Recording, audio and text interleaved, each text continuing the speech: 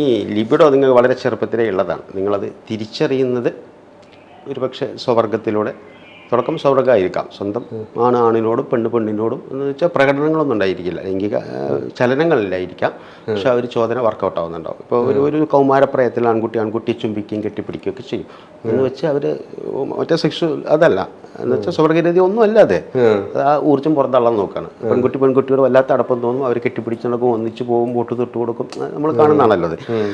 അതിൽ നിന്ന് നിങ്ങൾ മാറിയിട്ട് സ്ത്രീക്ക് പുരുഷനോടും പുരുഷന് സ്ത്രീയോടും തോന്നുന്ന ഒരു ഘട്ടം എത്തുന്നുണ്ട്. അപ്പോഴാണ് യഥാർത്ഥ ഈ കാമത്തിനെ നമ്മൾ ശുദ്ധീകരിച്ച കാമം എന്ന് പറയാൻ പറ്റുക. എന്ന് വെച്ചാൽ അപ്പോൾ ഒരു ശുദ്ധീകരണമായി നമുക്കറിയാം കൃത്യമായിട്ട് എവിടെയാണ് ആകർഷണം വേണ്ടത്.